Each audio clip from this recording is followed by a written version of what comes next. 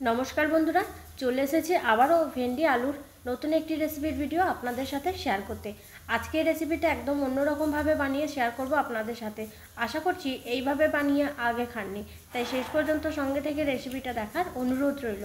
আর যদি শেষ পর্যন্ত দেখার পর ভালো লাগে অবশ্যই একটা লাইক ও কমেন্ট করবেন কেমন লাগলো রেসিপিটা জানানোর জন্য। চলুন তাহলে দেরি না করে শুরু করি। ভেন্ডির আলু রেসিপি বানানোর জন্য প্রথমে আমি একটা কড়াই বসিয়ে 1 চামচ মতো তেল দিয়েছি। তেলের মধ্যে এবার আলু দিয়ে দিলাম। এখানে ছোট সাইজের দুটো আলু আমি পাতলা করে কেটে নিয়েছি। আলুগুলোকে হলুদ দিয়ে ভেজে নেব। আজকে শেয়ার করা রেসিপিটা যদি আপনারা ফেসবুক পেজ থেকে দেখে থাকেন, নতুন বন্ধুরা অবশ্যই পেজটিকে ফলো করে পাশে থাকবেন পরবর্তী রেসিপির ভিডিও দেখতে চাইলে। আর যদি ইউটিউব চ্যানেল থেকে দেখে থাকেন তাহলে নতুন বন্ধুরা অবশ্যই আমার এই চ্যানেলটিকে সাবস্ক্রাইব করে পাশে থাকবেন আমার শেয়ার করা নতুন নতুন রেসিপির ভিডিও দেখতে চাইলে। হলুদ দিয়ে আলুগুলোকে আমি প্রায় 2 থেকে 2.5 মিনিট মতো ভেজে নিলাম। এবার আলুর মধ্যে জল দিয়ে দেবো। তারপর আলুগুলোকে ভালো করে সিদ্ধ করে নেব। একটা ঢাকনা চাপা দিয়ে কিছুক্ষণ রেখে দেব।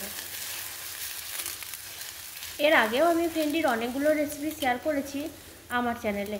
যদি এখনও নতুন বন্ধু যারা আছেন না দেখে থাকেন অবশ্যই দেখে নেবেন, আশা করছি ভালো লাগবে রেসিপিগুলো।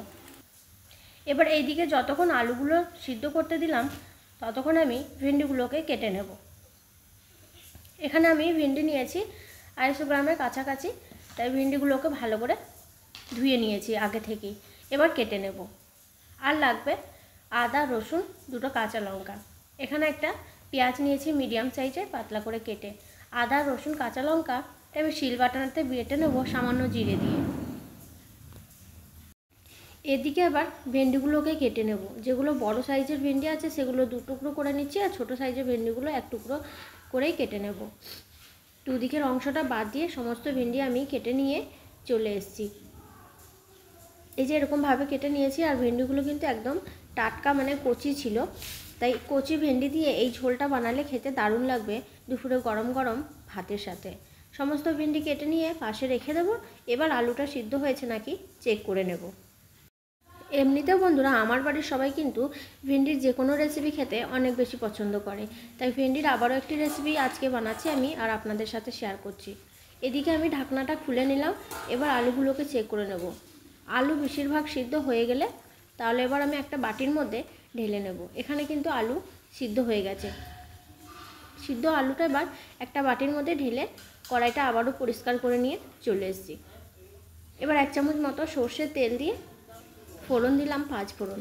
ফোড়নটাকে ভালো করে ভেজে নিচ্ছি। তারপর ফোড়ন ভাজা হয়ে গেলে এখানে যে পেঁয়াজটা আমি কুচি করে নিয়েছিলাম দিয়ে দিলাম। এবার পেঁয়াজ কুচিটাকে ভালো করে ভেজে নেব।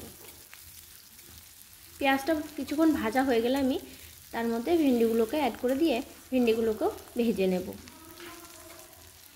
দুপুরে গরম ভাতের সাথে ভেন্ডি আলুর এই তরকারিটা থাকলে খেতে কিন্তু দারুণ লাগে। ছোট বড় সবাই অনেক বেশি পছন্দ করবে। এবার পেঁয়াজগুলো হাফ ভাজা হয়ে গেছে।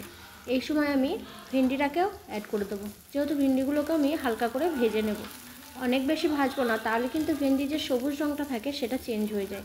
তাই পেঁয়াজের সাথে কিছুক্ষণ ভেজে নিলাম। এবার দিয়ে দিচ্ছি হলুদের গুঁড়ো আর লবণ। আশা করছি রেসিপিটা আপনাদের একটু অন্যরকম লাগবে, আর খেতেও কিন্তু দারুণ হয়েছিল বন্ধুরা। এবার হলুদ গুঁড়ো লবণ দিয়ে ভেন্ডিগুলোকে ভেজে নিচ্ছি। 2 মিনিট মতো ভেজে নেব আবারও। তারপর আমি বাটা মশলাটা দিয়ে দেবো। এখানে 2টো কাঁচা লঙ্কা, 4 কোয়া রসুন, সামান্য আদা আর গোটা জিরে একসাথে বেটে নিয়েছি। বড় চামচের 1 চামচ মতো হবে। এবার দিয়ে দিলাম। মশলাটা দিয়ে ভালো করে কষিয়ে নেব ভেন্ডির সাথে। সামান্য পরিমাণে জল দিয়ে দিচ্ছি মশলার বাটিটা ধুয়ে। এইভাবে 2-3 মিনিট মতো কষিয়ে নেব, তাহলে মশলা থেকে কাঁচা গন্ধ ভাবটা আর থাকবে না। এবার লো ফ্লেমে আমি কিছুক্ষণ একটা ঢাকনা কভার করে দিচ্ছি। ভেন্ডির সাথে মশলাটা কষিয়ে নেব। তারপর এবার এখানে একটা থালা চাপা দিয়ে দিলাম। কিছুক্ষণ পর আবার আমি ঢাকনাটাকে খুলে নিচ্ছি। তারপর মশলা থেকে তেল ছাড়তে শুরু করলে সিদ্ধ করা আলুগুলোকে দিয়ে দেব। ঢাকনা খুলে আবারও আমি ভালো করে নেড়ে নিলাম। এবার মশলার সাথে ভালো করে ভেন্ডি আলু কষানো হয়ে গেছে। এবার সিদ্ধ করে রাখা আলুটাকে দিয়ে দেবো। আলু দিয়ে ভেন্ডির সাথে ভালো করে মিশিয়ে নিয়ে আবারও এক্সট্রা কিছুটা জল দিয়ে দেব।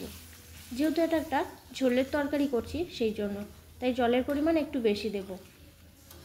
সিদ্ধ আলুর সাথে ভেন্ডিগুলোকে খুব ভালো করে মিশিয়ে নিলাম। আবারও কিছুটা পরিমাণ জল দিয়ে দিচ্ছি, তারপর আমি ফুটিয়ে নেব। আলু তো আগে থেকেই সিদ্ধ হয়ে গেছে, ভেন্ডিগুলো যতক্ষণ সিদ্ধ হচ্ছে ততক্ষণ আমি ফুটিয়ে নেব। ভালো করে আবারও মিশিয়ে নিচ্ছি। এই সময় যদি লবণের পরিমাণ কম হয় অবশ্যই দিয়ে নেবেন। আর সবার শেষে আমি একটু ধনেপাতা কুচিও দিয়ে দেব। এই ঝোলটার মধ্যে সামান্য একটু ধনেপাতা কুচি দিলে বেশ খেতে ভালো লাগে। ধনেপাতা কুচি দেওয়া হয়ে গেছে। এবার ভালো করে মিশিয়ে নিয়ে একটা থালা চাপা দিয়ে দেব। 3-4 মিনিট মতো রেখে দেবো লো টু মিডিয়াম ফ্লেমে। এবার আমি ঢাকনাটাকে খুলে নিচ্ছি, তারপরে ভালো করে নেড়ে নেব। ভেন্ডি আলু কিন্তু পুরোপুরিভাবে সিদ্ধ হয়ে গেছে আর তরকারিটাও কিন্তু হয়ে গেছে। তারপর গ্যাসের ফ্লেমটাকে বন্ধ করে অন্য একটা পাত্রে তরকারিটাকে ঢেলে নেব। আশা করছি বন্ধুরা রেসিপিটা আপনাদেরও ভালো লেগেছে। এবার আমি গ্যাসের ফ্লেমটাকে বন্ধ করে দিয়েছি। দুপুরে গরম গরম ভাত আর এক বাটি ভেন্ডি আলু তরকারি হলে খেতে দারুণ লাগবে। আমাদের তো সবাই অনেক ভালো লেগেছে এই রেসিপিটা খেতে। তো আপনাদের কেমন লেগেছে বন্ধুরা? আশা করছি ভালো লেগেছে। তাই এখানেই রেসিপিটা আমি শেষ করব। দেখা হবে পরবর্তী আবার নতুন কোনো রেসিপির ভিডিওতে।